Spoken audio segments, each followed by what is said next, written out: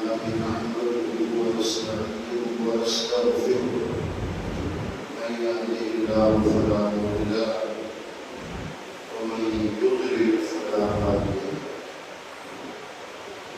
أشهد أن لا إله إلا الله وحده لا شريك له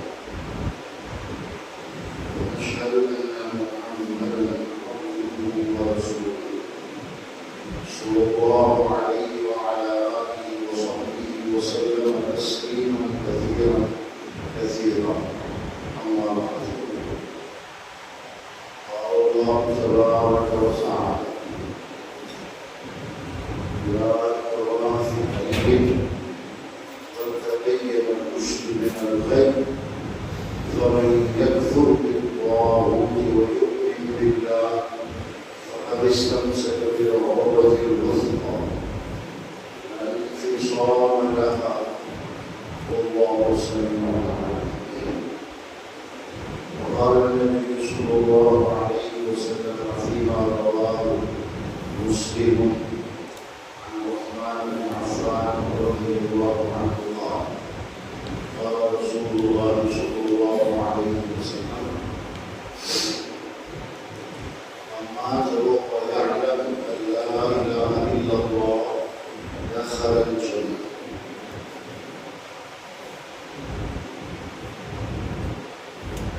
جب ہم کلمہ پڑھنے کے ساتھ ساتھ ان چیزوں کا خیال رکھنا بہت ضروری ہے. ہمارا کلمہ صحیح ہو، اس کلمے پر ہمارا ایمان ایک دم صحیح ہو، اس کے لیے کچھ کنڈیشنز، کچھ شروط، شرطیں، وہ شرطیں پوری ہوں گی تو کلمہ بھی ٹھیک ہوگا اور ایمان بھی ٹھیک ہوگا. اور ایمان اگر ٹھیک ہے تو اللہ جو بھی کرے گا اس کا مضمون اسے اجر ملے گا. سب سے پہلے کلمہ جو ہے لا الہ الا اللہ، جسے ہم کلمہ توحید کہتے ہیں. اس کلمے کا نام کیا ہے؟ کلمہ توحید. اس کلمے کو جب بھی ہم پڑھیں تو سب سے پہلے اس کا جو معنی ہے، اس کا جو مفہوم ہے، اسے سمجھنا بہت ضروری ہے. بغیر سمجھے ہوئے زندگی بھر کلمہ پڑھتا رہا کوئی فائدہ نہیں. کلمے کا ارتھم، اس کا جو میننگ ہے، اس کا سمجھنا بے حد ضروری ہے. تو اس کا جو میننگ ہے لا الہ الا اللہ، لا معبود بحق الا اللہ، عبادت کے لائق اللہ کی ذات ہے. اللہ ہی ہے جس کی عبادت کی جا سکتی ہے. باقی کوئی بھی ایسا نہیں ہے جس کی عبادت ہو، جو عبادت کے لائق ہو. یہ اس کا صحیح معنی ہے. دنیا میں لوگ طرح طرح کے اس کے معنی اور ارتھم بتاتے ہیں. ہم نے بھی بہت سن رکھا ہے. کلمے کی فضائل بیان کرتے ہوئے اس کا ارتھم یہ کہا جاتا ہے کہ کسی سے کچھ نہیں ہوتا، سب کچھ اللہ کی ذات سے ہوتا ہے. بات تو ٹھیک ہے، سب کچھ اللہ کرتا ہے، سب کچھ اس کی قدرت میں ہے، سب کو اسی نے پیدا کیا ہے، وہی سب کا رب ہے، اس لیے کوئی کچھ نہیں کر سکتا، سب کچھ اللہ کرتا ہے. یہ ساری باتیں ٹھیک ہیں، لیکن یہ لا الہ الا اللہ کا ارتھم نہیں ہے. یہ لا الہ الا اللہ کے میننگ میں نہیں ہے. لا قدرت الا اللہ، کسی کے پاس کوئی قدرت نہیں ہے، کوئی طاقت نہیں ہے. اگر ہے تو صرف اللہ کے پاس. سے، یہ اس کا مطلب تو ہو سکتا ہے سب کا خیال رکھنے والا، سب کو پالنے والا صرف اللہ ہے. لا رب سواہ الا اللہ، اللہ کے علاوہ کوئی رب نہیں. لا تخلیق الا اللہ یا لا خالق الا اللہ، سب کچھ پیدا کرنے والی ذات اللہ کی ہے. یہ ساری باتیں ٹھیک ہے، اچھی ہے، یہ اللہ کے بارے میں یہ سب ہمیں یقین رکھنا ہے. لیکن یہاں پر لا الہ الا اللہ کا جو میننگ ہے وہ بتانا ہے. لا الہ الا اللہ کے میننگ میں یہ کہاں سے آ گیا کہ کسی سے کچھ نہیں ہو سکتا؟ جو کلمہ ہے اس کا صحیح میننگ جاننا ضروری ہے. اس کا یہی الہ معبود کے بارے میں، الوہیت کا مطلب عبادت کے لائق ہونا. اس کلمے کا مطلب یہی ہے کہ اللہ کے سوا حق ریئل میں کوئی بھی عبادت کے لائق نہیں. عبادت صرف اللہ کی ہوتی ہے. یہ اصل اس کا میننگ ہے، اس کا مطلب ہے.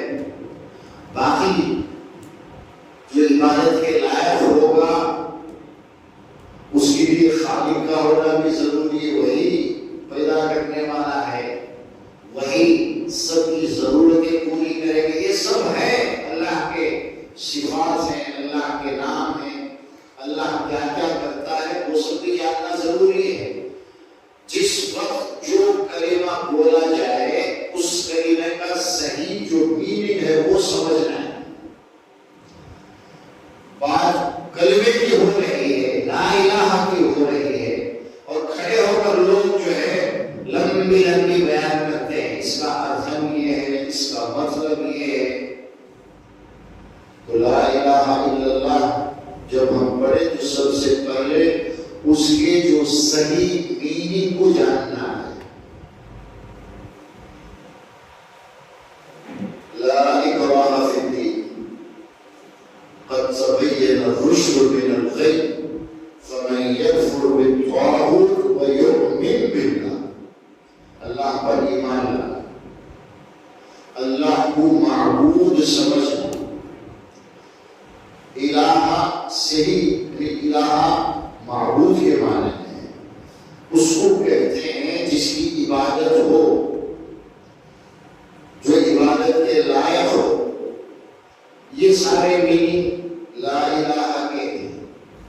اس سے ہٹ کر لمبی لمبی باتیں بیان کرنا، کنفیوز کرنا، کسی رب کے معنی لا کر الہ کے اس کی تشریح کرنا، یہ عام طور پر گمراہوں اور بدعت کرنے والوں کے بات ہے. سنت کے مطابق صحابہ نے جو اس کی تشریح کی ہے، لا الہ الا اللہ کے جو میننگ انہوں نے بتایا ہے، آپ کتابیں پڑھیں گے تو اس سے یہی لا معبود بحق الا اللہ، عبادت کے لائق حق میں ریئل میں صرف اللہ کی ذات ہے. یہ معنی کیے گئے. یہ اضافہ بحق یعنی ریئل میں کیوں؟ اس لیے کہ دنیا میں لوگوں نے بہت ساروں کی عبادت کی. بتوں کو بھی لوگ پوجا کرتے ہیں، بڑے لوگوں کی بھی پوجا کرتے ہیں، اور بہت ساری مخلوقات کی، کسی پتھر کی، کسی درخت کی، کسی جانور کی عبادت ہوتی ہے. حالانکہ ان میں سے کوئی بھی عبادت کے لائق نہیں، عبادت نہیں ہونی چاہیے. اللہ کے نبی جب آئے، وہ اللہ کا گھر جسے ہم کعبہ کہتے ہیں، مکے میں جو ہے، اس گھر میں اور اس کے اطراف 360 سے بھی زیادہ مورتیوں کو، بتوں کو رکھ کر لوگ پوجا کرتے. 360 سے بھی زیادہ. اللہ کے نبی نے جب آپ کو موقع ملا، مکہ فتح ہوا، ان سب مورتیوں کو، سب کچھ ہے وہاں سے ہٹا دیا، گرا دیا، صاف کر دیا، اور یہ بتایا کہ اللہ ہی صرف عبادت کے لائق ہے، اس لیے بہم کا اضافہ کیا گیا کہ ایمان والے کو سب سے پہلے یہ سمجھنا ہے، جس کلمے کو ہم پڑھتے ہیں وہ یہ ہمیں بتانا ہے کہ اللہ کی ہی عبادت ہو سکتی ہے، کسی اور کی عبادت نہیں کرنا۔ اور کلمے کے دوسرے معنی، جب آپ اللہ ہی کو عبادت کے لائق سمجھتے ہیں تو اللہ کے علاوہ سب کا انکار کرنا ہے جس کی بھی عبادت ہوگی۔ ایک تو کلمے کے معنی سمجھنا ہے، اور جب سمجھ میں آگے تو دوسری بات جو کلمہ پڑھنے والے کو اچھی طرح سے یاد رکھنا ہے، خیال رکھنا ہے، وہ یہ ہے اللہ کے علاوہ جس کی بھی جھوٹی عبادت ہوتی ہے، ساری جھوٹی عبادتیں اللہ کو چھوڑ کر بندہ کسی کی بھی عبادت کرے گا وہ جھوٹ ہے، اسے قرآن کی زبان میں، حدیث کی زبان میں طاغوت کہا جاتا ہے۔ طاغوت جھوٹے خدا، جھوٹے معبود 360 سے جو زیادہ رکھے ہوئے تھے مکے میں، وہ سب جھوٹے تھے، ان کی عبادت جھوٹ ہے۔ اسی لیے آیت الکرسی کے بعد جو نیکسٹ آیت قرآن میں ہے سورہ بقرہ 3 پارے میں، فَمَن يَكْفُرْ بِالطَّاغُوتِ وَيُؤْمِنْ بِاللَّهِ، اللہ پر ایمان لا رہے ہو اور یہ کہہ رہے ہو کہ اللہ کے علاوہ کوئی بھی عبادت کے لائق نہیں ہے، اس سے پہلے تم انکار کرو کس بات کا؟ جتنوں کی بھی عبادت ہوتی ہے وہ سب کے سب طاغوت ہیں، جھوٹے ہیں۔ وہ آدمی اچھے ہو سکتے ہیں، وہ آدمی کوئی نبی ہو سکتا ہے، لیکن لوگ یہ سمجھ کر کہ ان کی بھی جو عبادت کر رہے ہیں تو لوگوں کی نظر میں جو عبادت ہو رہی ہے وہ کوئی ولی، کوئی اللہ کا نبی بھی اس لائق نہیں ہے، تو ان کے گمان کے حساب سے یہ جو عبادت کر رہے ہیں اسے قرآن میں کہا گیا ہے کہ وہ جھوٹے معبود کو پوجا کر رہے ہیں۔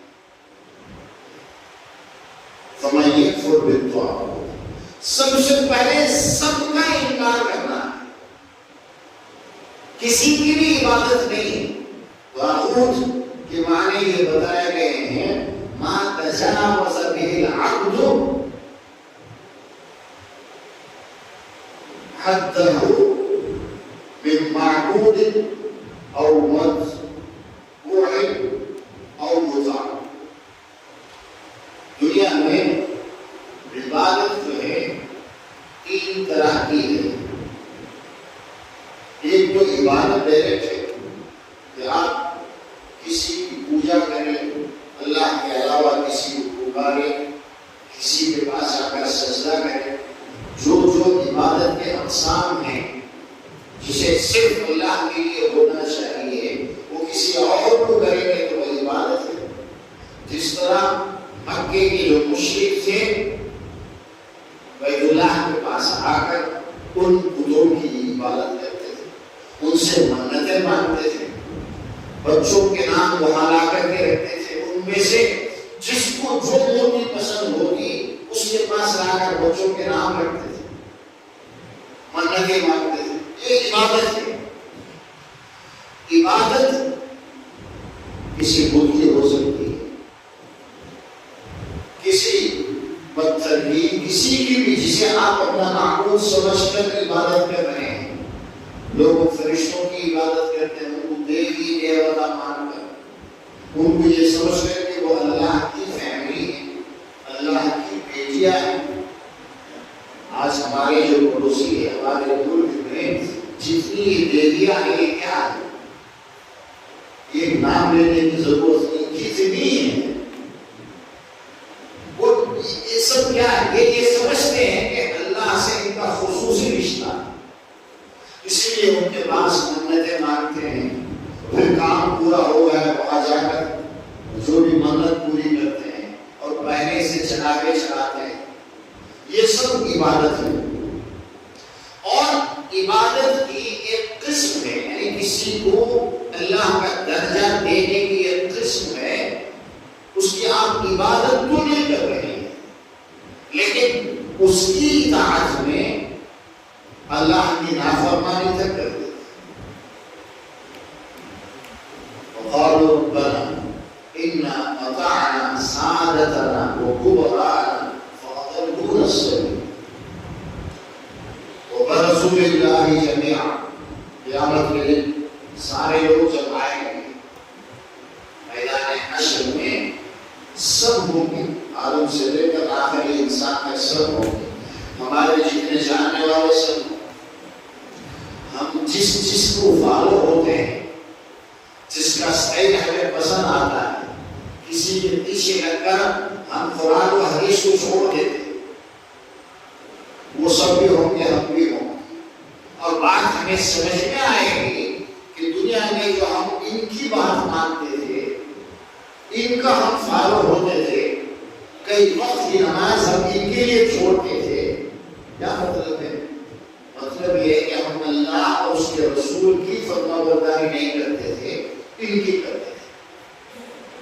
تو وہ کہے گے فقال الضعفاء للذین استكبروا، جو کمزور لوگ ہیں، جو چھوٹے لوگ ہیں، ان کے جو لیڈر ہوتے ہیں نا دنیا میں، ان سے کہیں للذین استكبروا انا كنا لكم تبعا، ہم لوگ تو تمہارے پیچھے پیچھے چلتے تھے دنیا میں، اور اب یہ انجام ہے، اللہ کا خیال نہیں ہمیں، اللہ کے رسول کا خیال نہیں تھا، تم ہمارے لیڈر تھے، جو تم کہتے ہم مانتے تھے، مانتے مانتے زندگی گزار دی اور یہاں پہنچ گئے، اور یہ انجام آج اللہ کا غصہ ہمیں نظر آ رہا ہے۔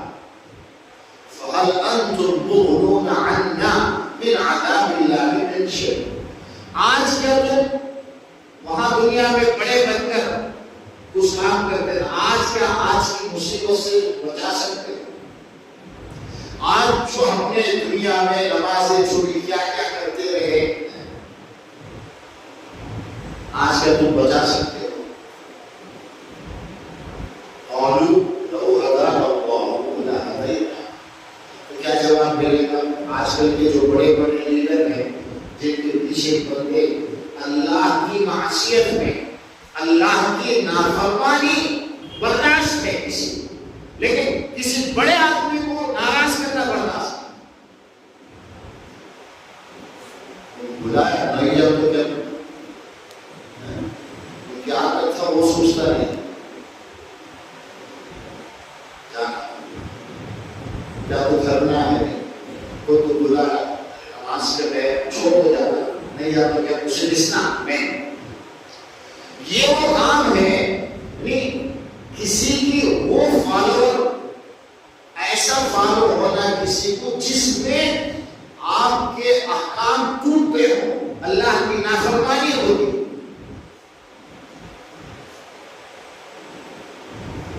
مجبور دنیا میں جو بڑے بڑے لیڈر ہوتے ہیں ان کو کہا جاتا ہے، جس کے پیچھے لوگ چلتے ہیں، اس کا ایک حد ہے، لمٹ ہے۔ ایمان والے کے لیے کسی کی فالو کب کر سکتے، اتنا آپ کر سکتے ہیں کسی کو بڑا مان کر اس کے پیچھے، جہاں شریعت لمٹ ہو، جہاں کوئی اللہ کا حکم نہ ٹوٹے، یہ ایک حد ہے۔ اس حد سے آگے اگر گئے، اس کا مطلب یہ کہ اللہ اور اس کے رسول کو چھوڑ کر کسی بڑے آدمی کے پیچھے لگا ہوا ہے، حالانکہ اس کا حق نہیں تھا، حق تو اللہ کا تھا، وہ ہمارا معبود ہے، اس کی اتباع کرنا ضروری تھا، لیکن بندے نے اس کو چھوڑ کر کے اپنے لوگوں کی جو بڑے ہیں ان کی اطاعت کی، ان کے پیچھے چلتا رہا، چلتے چلتے قبر میں پہنچ گیا، مرتے مرتے بھی۔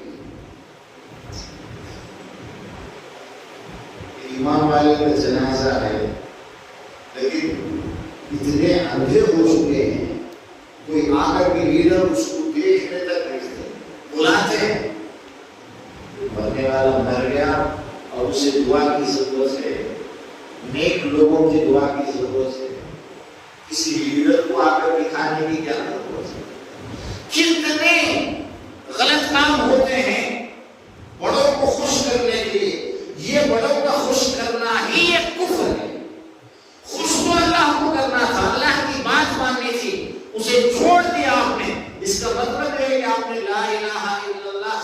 نہیں ہے ٹھیک سے. لا الہ، کوئی بھی اس لائق نہیں ہے کہ اس کی فرما برداری میں اللہ کی فرما برداری انسان بھول جائے. لا اتباع فی معصیت اللہ، اللہ کے نافرمانی میں یعنی کسی کام میں اگر گناہ ہوتا ہو وہ کام دنیا میں کسی کے لیے بھی ہم نہیں کر سکتے. اگر ہم کرتے ہیں اس کا مطلب یہ ہے کہ ہمیں لا الہ الا اللہ کے سے مانا نہیں. ہر ایک کا انکار ضروری ہے.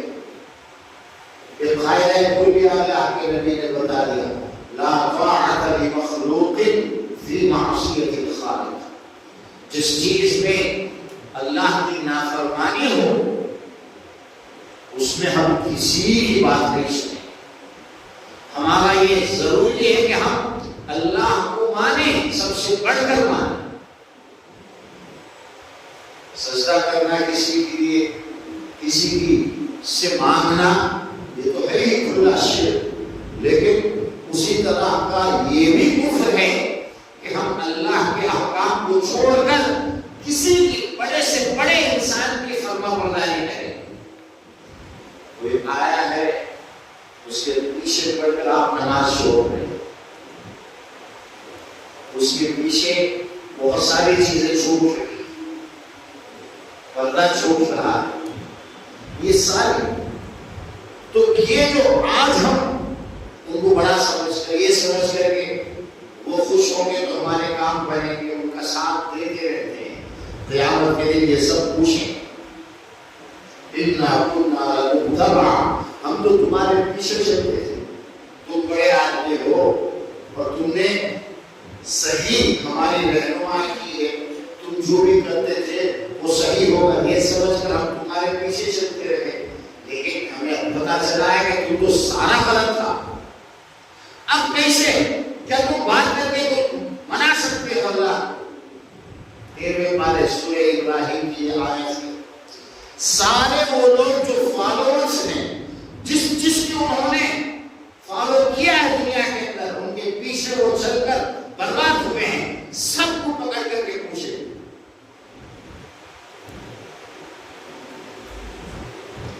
یہ ہے اتباع.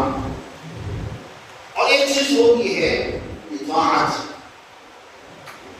یوم تقلب وجوہہم فی النار یقولون یا لیتنا اطعنا اللہ واطعنا الرسول وقالوا ربنا انا اطعنا سادتنا وكبراءنا. ہم تو ہمارے جو بڑے تھے، سردار تھے، علماء تھے، بزرگ ہستیاں تھیں، انہوں کیا بولتے کہ اس دن سمجھ کو ہمیں عمل کرتے رہے. ہم نے کبھی یہ نہیں سوچا کہ ان کی اطاعت میں یہ جو بول رہے ہیں اس میں اللہ کی اطاعت ہے، اللہ کے نبی کی اطاعت ہے یا نہیں.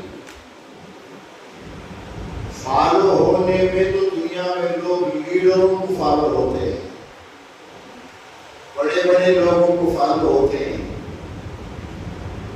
اور مسئلے مسائل میں کسی عالم کے کہنے پر، دنیا کا سب سے بڑا عالم ہے، اس نے یہ کہا کہ یہ چیز حلال ہے، حرام کو حرام ہے. حلال کو حرام سمجھنا، حرام کو حلال سمجھنا کسی بڑے عالم کی وجہ سے. اللہ کو چھوڑ دیا، اللہ کے نبی کی باتوں کو چھوڑ دیا. آج کل بولتے ہیں ہمارا حدیث آ گئی، ہمارے امام کو مسئلہ معلوم ہو تو بس. کسی امام کی اطاعت میں اللہ اور اس کے رسول کے حکموں کو اگر چھوڑ دیتا ہے، اللہ نے قرآن مجید میں ڈکلیئر کر دیا وَمَا أُحِلَّ لِغَيْرِ اللَّهِ بِهِ، اللہ کے علاوہ جس کسی کے لیے بھی کوئی چیز چھوڑ دی جائے، کسی اور کا نام آ گیا، یہ دریا کا بکرا ہے، یہ شیرا والے کا بکرا ہے، نام آ گیا، اس طرح کسی بکرے کو کسی کا نام دینے سے قرآن میں منع کیا.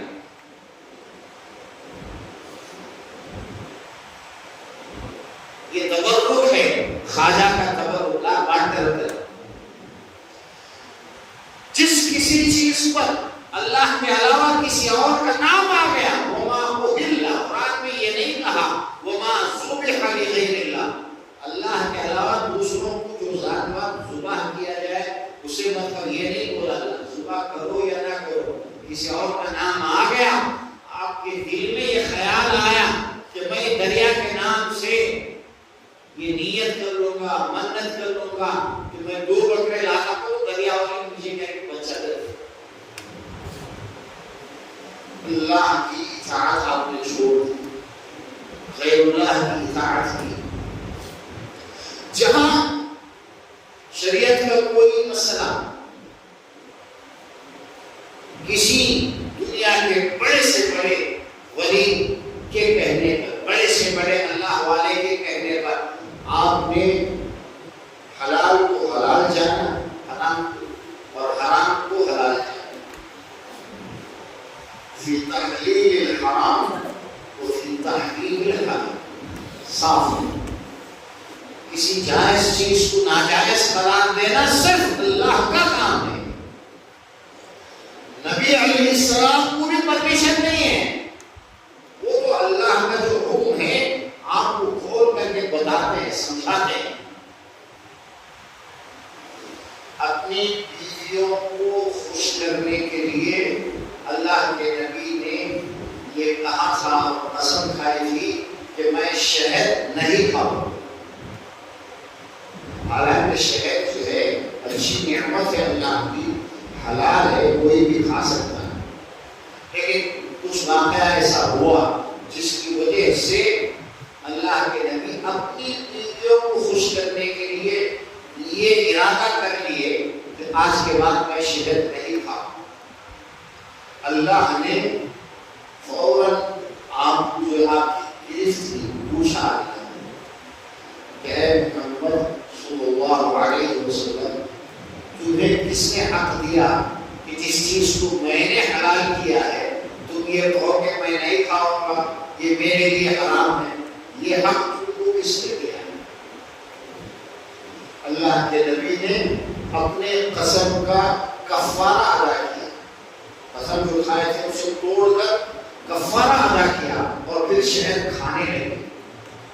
یا ایھا النبی لم تحرم ما احل اللہ لک، جس چیز کو اللہ نے حلال کیا ہے اللہ کے نبی بھی اسے حرام نہیں بول سکتے. کوئی دنیا کا بڑا آدمی بولے اس کی کیا اوقات ہے. اجمیر کو جانے کی سارے دعوت دے، اجمیر کا سفر ناجائز ہے. اللہ نے ڈکلیئر کر دیا لا تشد الرحال، کسی جگہ کو مقدس مان کر وہاں کا سفر کرنا، بزنس کے لیے، سیاحت کے لیے، دیکھنے کے لیے آدمی کہیں بھی جا سکتا، کوئی پرابلم نہیں.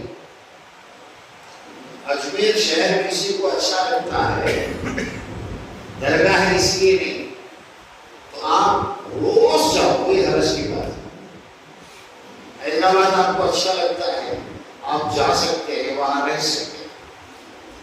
چونکہ اجمیر میں خواجہ صاحب کا مزار ہے، درگاہ ہے، وہ مقدس ہے، اس لیے میں وہاں جاؤں گا. یہ سفر ناجائز ہے، حرام ہے، کوئی نہیں کر سکتا. لا تشد الرحال، مکے میں جو مسجد حرام ہے کعبہ، اسے مقدس سمجھ کر سفر کر سکتے.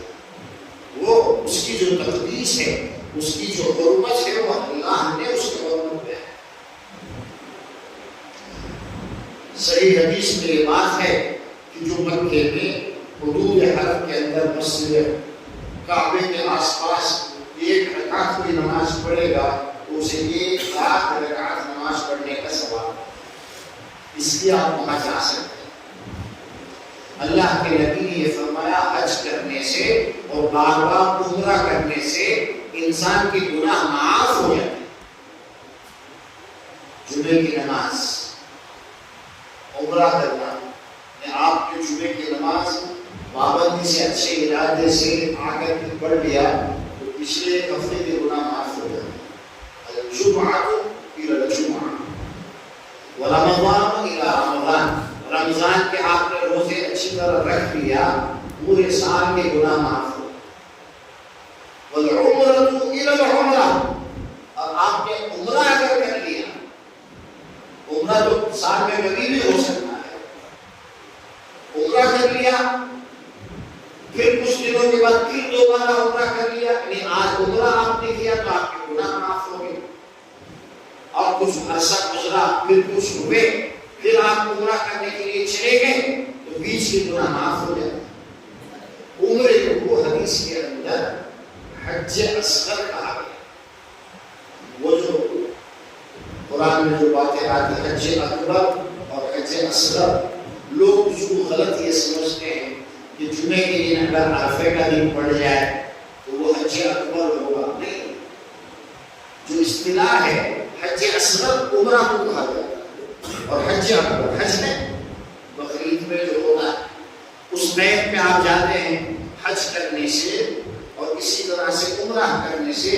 انسان کو بڑا فائدہ ہوتا ہے، وہ مقدس مقام ہے، وہاں آپ بہت ساری چیزیں نہیں کر سکتے، آپ شکار نہیں کر سکتے، مسجد میں کوئی پرندہ آیا آپ اسے شکار کر سکتے ہماری مسجد میں، لیکن حرم کے اندر نہیں کر سکتے۔ احرام کی حالت میں آپ خوشبو نہیں لگا سکتے، حالانکہ خوشبو لگانا اچھی بات ہے نا، آپ نماز کے لیے آ رہے ہیں خوشبو لگا کر آئیے، اور خوشبو جیب میں ہو پھر یہاں بھی لگا سکتے ہیں، لیکن حرم کے اندر نہیں لگا سکتے۔ ایک بار آپ نے احرام باندھ لیا اس وقت جو خوشبو لگانا ہے لگا لو، پھر جا کر عمرہ پورا کر کے حلق کروا سر کے بال منگوا کر یا کٹوا کر جب آپ عمرہ ختم ہو جاتا ہے، اس بیچ میں آپ خوشبو نہیں لگا سکتے، اس بیچ میں آپ کنگھے نہیں کر سکتے، یہ اس جگہ کی خصوصیات ہے۔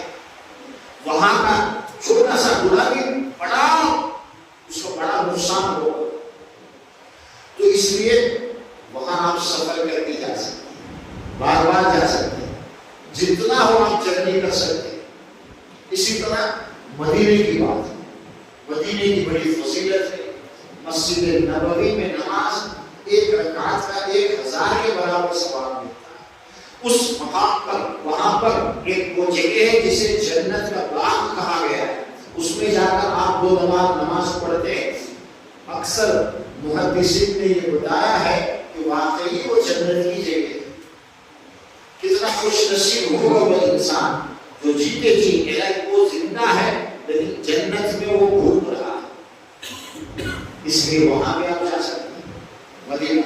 اور تیسری جگہ ہے مسجد اقصی، فلسطین میں وہ مسجد جسے مسجد اقصی کہا جاتا ہے، وہاں نماز پڑھنے کا 1 رکعت کا ثواب 500 رکعت ہے۔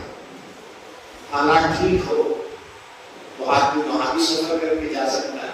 یہ 3 جگہ اللہ کے نبی بار بار حرم میں آتے تھے، طواف کرتے تھے۔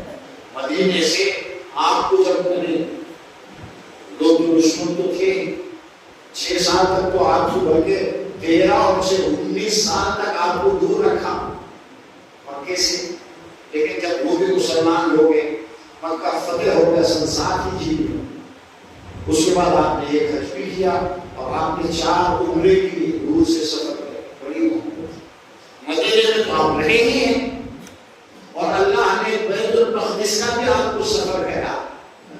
معراج کی جو بات ہے، یہ جو مہینہ چل رہا ہے، اسی مہینے کی 27ویں رات جو بتاتے ہیں 27th نائٹ، یہ جو مہینہ ہے، اللہ کے نبی کو اللہ نے مکے سے آسمانوں کا سفر کرایا۔ مکے سے پہلے فلسطین بیت المقدس گئے اور وہاں سے پھر سفر ہوا، اسی بیت المقدس میں سارے نبیوں کی آپ نے امامت کی۔ یہ 3 جگہ ہیں جہاں اللہ کے نبی خود بھی گئے، اور امت کو یہ کہا کہ یہاں آپ جا سکتے ہیں، جانا عبادت ہے۔ آپ اگر عمرے کے ارادے سے یہاں سے ارادہ کر کے نکلتے ہیں، گھر سے آپ کا ثواب شروع ہو جائے، یہ 3 جگہ ہیں.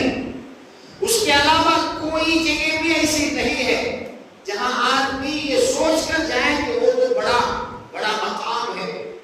لوگ آج کل جائے بڑا مرکز ہے، دنیا کا مرکز ہے. دنیا کا مرکز آپ نے بنا، اللہ نے نہیں بنایا نا، اس کی کوئی حیثیت نہیں. تم لوگ کتنا بھی کسی کو بنا. آج کل بہت سارے جھوٹے نبی، غلام محمد قادیانی انگریز کے زمانے میں اپنے آپ کو نبی ہونے کا دعویٰ کیا، خود کو دعویٰ کیا، اللہ نے تو اسے نہیں بنایا. اس کے ماننے والے دنیا کے بہت سارے لوگ. آج جو ہے شکیل کے نام سے ایک آدمی ہے، وہ بہار کا رہنے والا ہے، اس کے ماننے والے یہ کہتے ہیں وہ بھی نبی ہے، مانتے رہے. لیکن ہمارے لیے تو وہ ایک دم کافر ہے، مشرک ہے. نبی ہونا تو دور کی بات ہے، وہ جھوٹا نبی ہے، جھوٹی نبوت کا دعویٰ کر رہا ہے. اسی طرح دنیا میں کوئی پلیس، ان 3 پلیسوں کے علاوہ ایسی کوئی جگہ نہیں ہے جہاں جانا شریعت ہماری شریعت کے اندر ثواب کا کام رکھتا. کوئی ایسا نہیں، کوئی مقدس جگہ نہیں ہے. اگر کوئی نظام الدین مرکز یہ سوچ کر چاہتا ہے کہ ہمارے اکابرین وہاں رہتے ہیں اور ہمارا کام وہاں سے شروع ہوا، وہ مقدس جگہ حرام ہے، آپ نہیں جا سکتے. کوئی یہ سوچ کر چاہتا ہے کہ دارالعلوم دیوبند بہت بڑا مدرسہ ہے، لوگوں کے غلط عقائد بہت پھیلے ہوئے ہیں نا، وہاں ایک درخت ہے کہتے اس کے نیچے پڑے تو اس کے سائے میں بات سمجھ میں آتی ہے. جھوٹ ہے، بکواس ہے. کچھ کوئی کہیں بھی جائے یہ اور بات ہے. آپ یہ سوچ کر جا سکتے ہیں نظام الدین میں بڑے ماہرین ہیں، کام کرنے کا طریقہ اس سے سیکھنا ہے. آپ جا سکتے ہیں. کسی کالج میں جیسے جاتے ہیں، اس لیے نہیں جاتے کہ کالج جو ہے کوئی مقدس جگہ ہے، وہاں اچھی تعلیم ہوتی ہے، اس لیے آدمی اسے پسند کرتا ہے. کام سیکھنے کے لیے آپ مرکز نظام الدین جاؤ، اجازت ہے. لیکن یہ جانا کوئی سنت مستحب نہیں ہے، مباح جائز ہے. دنیا میں کہیں بھی آپ جانا چاہتے ہیں جا سکتے ہیں. اس جانے کو اگر کوئی سنت کہتا ہے اور شریعت کا مسئلہ بنا دیتا ہے تو وہ کفر ہے. ایسے لوگوں کی بات اگر ہم مانتے ہیں، اس کا مطلب یہ ہے کہ ہم نے اللہ اور اس کے رسول کا ہم نے انکار کیا ہے. لا الہ ہمارا ٹھیک نہیں ہے. سب سے پہلے لا الہ ٹھیک کرنا ضروری ہے. لا طاعت الا للہ والرسول. اطاعت اور فرما برداری صرف اللہ کی ہوگی اور اللہ کے رسول کی ہوگی. باقی دنیا کے کسی بھی عالم کی، وہ اللہ اور اس کے رسول کی بات کو ہی آپ کو سمجھا رہا ہے، کوئی غلط تشریح نہیں کر رہا ہے، کوئی غلط مسئلہ بیان نہیں کر رہا ہے، تو جائز ہے. آپ سیکھیے. سارے ائمہ، سارے اماموں نے یہ کہا کہ بھائی ہم نے قرآن و حدیث کو سامنے رکھ کر کے یہ مسئلہ سمجھا ہے. تمہیں اگر بعد میں پتا چلے کسی اور حدیث سے یا اسی حدیث کو کسی سمجھانے والے نے دوسرے انداز میں سمجھایا اور مسئلہ آپ کے سمجھ میں آ گیا، تو میرا جو اوپینین ہے، میرا جو مسئلہ ہے، اس کو چھوڑ دو. اللہ کے رسول اور قرآن سے جو آپ کو سمجھ میں آ رہا ہے اس پر عمل کرو. یہ ضروری ہے. تو کبھی کبھی انسان جو ہے عبادت کرتا ہے اور کی جھوٹے کی، اس طرح سے وہ کلمے کا انکار کرتا ہے. کبھی کسی بڑے لیڈر کی بات مانتا ہے، اللہ اور اس کے رسول کو ناراض کر کے ان کی نافرمانی.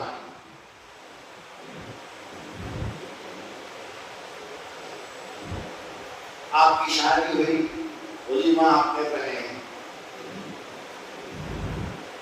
آپ کو کسی عالم نے دین کا مسئلہ معلوم ہے کہ یہ آتشہ، یہ گانا، یہ سب غلط ہے، نہیں کرنا ہے. لیکن آپ کا لیڈر ارے شادی میں یہ نہیں کرتے، جب سمجھا رہا ہوں شیطان پیش کرنا ہے. ان چند گھر کے بڑوں کی یا کسی لیڈر کی بات مان کر آپ یہ رکھتے ہیں، اس کا مطلب ہے کہ آپ نے اللہ کو اور اللہ کے رسول کو پیچھے کر دیا. کن کی بات مان رہے ہیں؟ اپنے بڑوں کی، لیڈر کی بات مان رہے ہیں. تو کس پر ایمان لا رہے ہیں؟ یہی ہے لا الہ الا اللہ کو سمجھنے والا وہ کام نہیں کر سکتا. اس کے لیے معبود، مطاع، متبوع سب اللہ اور اس کے رسول ہے. جیسے انہوں نے بتایا اسی طرح کرنا ہے. ان کو چھوڑ کر کسی اور کی آپ فالو ہوں گے، کسی اور کی بات مانیں گے، نہایت غلط ہے. آپ کو یہ سمجھا جائے گا کہ آپ نے اللہ کا جو حکم ہے وَمَن يَكْفُرْ بِالطَّاغُوتِ، سرکشوں کی اور جھوٹے خداؤں کا کفر انکار کرنا ضروری ہے. جب تک ان کا انکار نہیں ہوگا، صحیح معبود جو ہے ریئل میں جو اللہ ہے اس کو آپ انکار کر رہے ہیں. یا تو آپ اللہ کو مانیں گے یا دوسروں کو مانیں گے. دوسرے سارے کے سارے جھوٹے ہیں، سرکش ہیں، شیاطین ہیں. ایک سوال یہ ہوتا ہے کہ لوگ جو ہے نبیوں کی بھی تو پوجا کر رہے ہیں، فرشتوں کی پوجا کر رہے ہیں، تو کیا وہ بھی سرکش ہے؟ ان کا بھی شمار طاغوت میں ہوتا ہے. دنیا میں عیسیٰ علیہ السلام کو لوگوں نے خدا کا بیٹا مان کر انہیں کو پوجا کر رہے ہیں. اور کتنے ہم مسلمانوں میں کتنی جگہ پر جاتے ہیں، کیا کیا سوچ کر جاتے ہیں، کن کن نیتوں سے جاتے ہیں. قیامت کے دن اللہ تبارک و تعالی حضرت عیسیٰ علیہ السلام سے پوچھے أَأَنْتَ قُلْتَ لِلنَّاسِ اتَّخِذُونِي وَأُمِّيَ إِلَٰهَيْنِ مِن دُونِ اللَّهِ. اللہ سارے عالم کے سامنے، ان کرسچنوں کے سامنے بھی جو حضرت عیسیٰ کو اللہ کا بیٹا یا اللہ کا حصہ سمجھ کر عیسیٰ علیہ السلام کو یہ سب کچھ مان کر ان کی پرستش کر رہے ہیں، ان کا نام لے رہے ہیں، ان کے سامنے اللہ پوچھے گا کہ اے عیسیٰ بتاؤ، کیا تم نے یہ سب کرنے کے لیے ان سے کہا تھا؟ تم نے یہ کہا تھا کہ تم اللہ کو چھوڑ کر میری اور میری ماں مریم کی پرستش کرو. أَنْتَ قُلْتَ لِلنَّاسِ اتَّخِذُونِي، تم بنا لو مجھے وَأُمِّيَ اور میری ماں کو الہین، الہ کا لفظ ہے یہاں، یا الہ میں جو الہ ہے وہی. کیا تم نے آنا دیا تھا؟ تم نے ان کو یہ سمجھایا تھا کہ حضرت مریم میری ماں کو اور مجھے پوجا کرو، اللہ کی پوجا کی ضرورت نہیں. لوگ بولتے ہیں نا 2 دن بعد جا کر تو حج کا ثواب مل جائے، نہ کہ بار بولے گا اسے حق ہے. 2 دن بعد یہاں زندگی بھر ہر روز کوئی مدینے میں جا کر ہمارے نبی کی قبر کا بھی طواف کرے گا، اسے کبھی حج نہیں ہوگا. وہ تو صرف طواف تو صرف اللہ کے گھر کا ہو، یہ اللہ کا حکم ہے. کسی اور قبر کے چاروں طرف پھرنا یہ سوچ کر کہ اس میں بھی ثواب ہے، یہ شرک ہے، کفر ہے. آدمی کو فائدہ نہیں ہوگا. آپ یہاں تو کر سکتے ہیں، لیکن چونکہ وہاں شریعت پر عمل ہے، سعودی عرب کا جو قانون ہے وہ قرآن و حدیث ہے، اس لیے وہاں اجازت نہیں. آپ اللہ کے نبی کی قبر کے سامنے سے درود پڑھتے ہوئے گزریں گے، الٹے سیدھے کام کرنے کی وہاں پرمیشن نہیں ہے. طواف نہیں کر سکتے. چکر کوئی الٹا سیدھا کچھ کرے گا اس کو فوراً اریسٹ کیا جا سکتا ہے. تو سب سے پہلے انکار ضروری ہے. عیسیٰ علیہ السلام سے جب اللہ پوچھے گا عیسیٰ علیہ السلام جواب دیں گے، کہیں گے کہ یہ میں کیسے کر سکتا ہوں؟ ان اقول ما لیس لی بالحق، مجھے اس بات یہ کیسے میرے لیے ممکن تھا؟ میں نے نہیں کہا، میں تو یہی سمجھاتا رہا کہ تم ایک اللہ کی عبادت کرو جیسے مجھے پیدا کیا ہے. میری اور میری ماں کی عبادت کے بارے میں نے کبھی نہیں بتایا. ساری زندگی یہی سمجھاتا رہا کہ تم اللہ کی عبادت کرو اکیلے کی.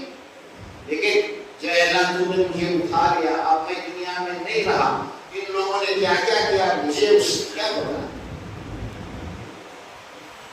تو چاہے ان کو عذاب دے تیری مرضی. موسیٰ علیہ السلام صاف کہے وقال الشیطان لما قضی الامر ان اللہ وعدکم وعد الحق ووعدتکم فاخلفتکم.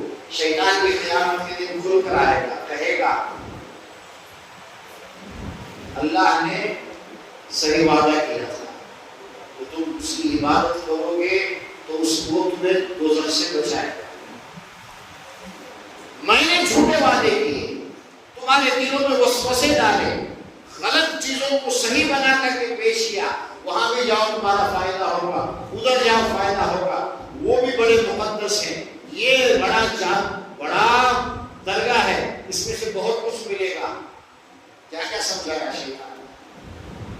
اب تم مان کر چلے گئے کہ چھوٹی بات میں کوئی زبردستی پکڑ کر کے لے کر نہیں گیا تھا. ما انا بمصرخکم وما انتم بمصرخی انی کفرت بما اشرکتمونی من قبل. میری بات سن لو, تمہیں کیا کیا کرے گی ان سب کا آج میں انکار کر رہا ہوں.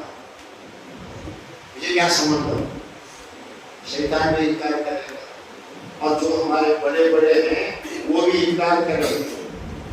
سب آپ کو چھوڑ دیں گے, کوئی آپ کا ساتھ نہیں دے گا.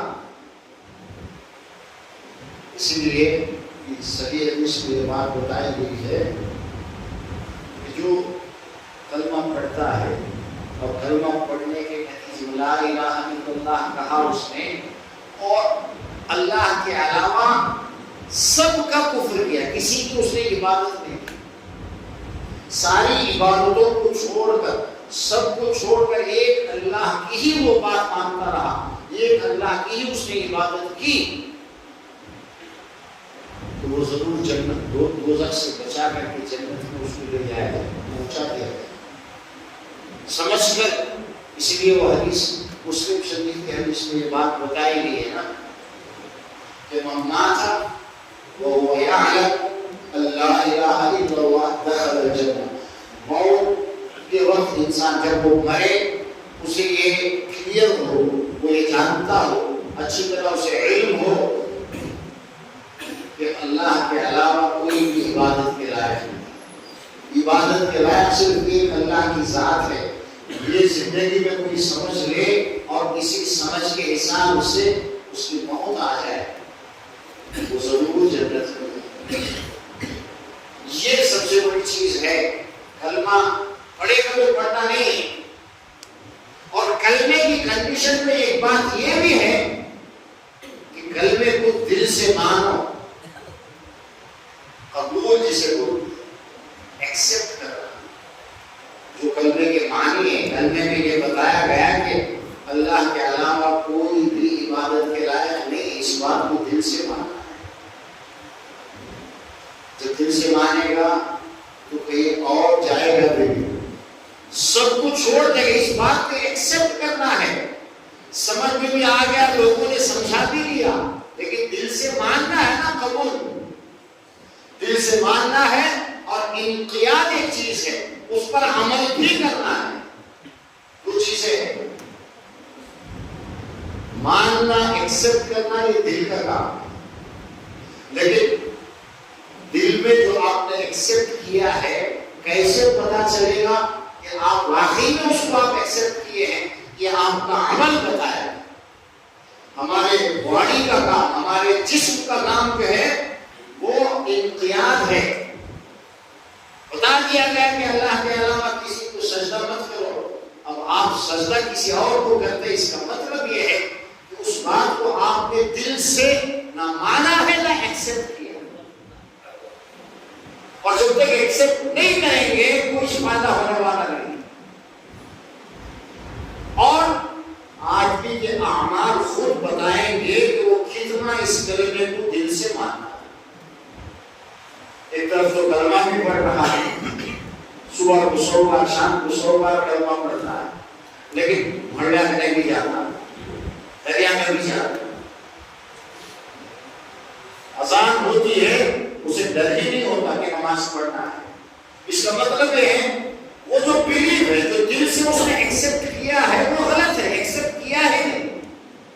ایکسپٹ کیا ہوگا تو اذان سن کر وہ باہر نہیں رہ سکتا، وہ فوراً آتا انقیاد، لیکن جس بات کو مانا ہے دل سے اس کے اوپر عمل کرنا، یہ دونوں بھی ضروری ہے کلمے میں۔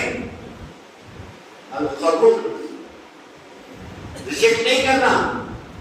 کوئی بات آپ کو اللہ کے نبی کے نام سے آ جائے اور اس بات کو آپ انکار کرو، نہ مانو، اس کا مطلب ہے کہ آپ نے کلمہ مانا ہی نہیں۔ فلا وربك لا يؤمنون حتى يحكموك فيما شجر بينهم، یہ اس وقت تک مومن ایمان والے نہیں بن سکتے جب تک آپ کو اپنے مسائل کے اندر جج نہ بنائیں۔ اے نبی، آپ کا حکم اگر وہ مانیں گے تو وہ ایمان والے ہیں، آپ کا حکم کچھ اور ہے اور یہ کچھ اور کر رہے ہیں، کلمہ بھی پڑھتا کافرہ نام جاتا ہے، دل سے مانے ہیں۔ آپ کا کلمہ اندر، آپ کا ایمان کتنا مضبوط ہے، ظاہری جو آپ کے اعضاء ہیں کتنا اس پر عمل کر رہے ہیں، اسے دیکھ کر آپ کے کلمے کی مضبوطی سمجھ میں آئے۔ دعوے کرنے سے کچھ نہیں ہوگا، اذان ہو رہی ہے، آپ باتوں میں مصروف ہیں، اس کا مطلب یہ ہے اللہ کے نبی کی اس بات کو آپ نے سمجھا نہیں، دل سے ایکسپٹ نہیں کیا۔ اذان ہو تو جو مؤذن کہہ رہا ہے اللہ اکبر، اس کا جواب دینا ضروری ہے۔ وہ کیا پڑھتا ہے کہ کیا بولتا ہے کہ وہ ہمیں جواب دے، پورا اذان کا طریقہ ہے۔ اذان ہوتی ہے، کسی کیا میں پکڑا ہوتا ہے، بات ہمیں سنتا، کام ہمیں سنتا، سارے کام چھوڑ کر اذان کا جواب دو، یہ حکم ہے، یہ قبول ہے کلمے کا، اللہ کے نبی کی باتوں کو قبول کرنا، ایکسپٹ کرنا۔ دل میں تو آپ مانتے ہیں، زبان سے بھی اور اپنے اعضاء سے بھی سب کو چھوڑ کر اذان کا فالو ہو گے تو سمجھا جائے گا کہ واقعی آپ ٹھیک کر رہے ہیں، ورنہ عمل نہیں ہے، صرف بولنا ہے، اس سے کچھ فائدہ ہونے والا ہے۔ تو کلمہ جب ہم پڑھیں تو سب سے پہلے اس کا ارتھم کیا ہے، اس کا میننگ کیا ہے، یہ سمجھنا ضروری ہے۔ اس کے لیے اپنے آپ کو وقت لگانے کی ضرورت ہے۔ کسی کے پاس بیٹھ کر ہم کلمے اس میں وعدہ ہے کتنے، لا الہ الا اللہ، 4 باتیں، لا الہ الا اللہ، یہ 4 باتیں کیا ہے، اس کا مطلب اس کو سمجھو تھوڑا کسی کے پاس بیٹھ کر۔ اسی پر ہماری دنیا اور آخرت کی کامیابی جو ہے ڈپینڈ ہے۔ صحیح سمجھ کر کوئی مر گیا ضرور جنت میں جائے گا، سمجھے مگر مر گیا کبھی جنت نہیں جا سکتا۔ اللہ تبارک و تعالی کہنے اور سننے سے زیادہ عمل کی توفیق دے۔ مدرسہ جو ہے اور اس کے ساتھ ساتھ ایک سینٹر، مدرسہ ہے ہمارے مسجد کے بازو میں ایک اسلامک سینٹر کے نام سے ہو رہے ہیں، اس میں تعلیم بھی ہوگی، پڑھائی بھی ہوگی، کسی کو کچھ اسلام کے بارے میں کوئی مسئلہ ہو، پوچھنا ہو، وہاں ٹائم دیا جائے گا، روزانہ اتنے بجے سے اتنے بجے تک کوئی بھی آ کر اسلام کے بارے میں سمجھ سکتا ہے، پوچھ سکتا ہے۔ یہ دنیا میں ہر جگہ، ہر مسجد میں ایک آفس ہوگا، ایک سینٹر ہوگا، اسی میں کہیں جا کر کے ادھر ادھر دین نہیں سیکھا جا سکتا۔ کوئی مسئلہ آپ کو پوچھنا ہے تو اس کے لیے اسے کام پورا کر کے بہت رمضان سے پہلے ہمارا جو مدرسہ ہے اور پلس سینٹر اسے کھولنے کا ارادہ ہے۔ کچھ لوگ اس میں ارادے کیے ہیں، آپ لوگوں میں سے بھی کوئی اس میں حصہ لینا چاہے تو وہ بن جائے، وہ اپنا نام بتائے اور چندہ جو ہے اس کے لیے دکھائے، تاکہ یہ ثواب جاریہ ہو۔ جب تک وہ رہے گا لوگ اس سے فائدہ اٹھائیں گے، اسلام کے بارے میں، دین کے بارے میں جانکاری حاصل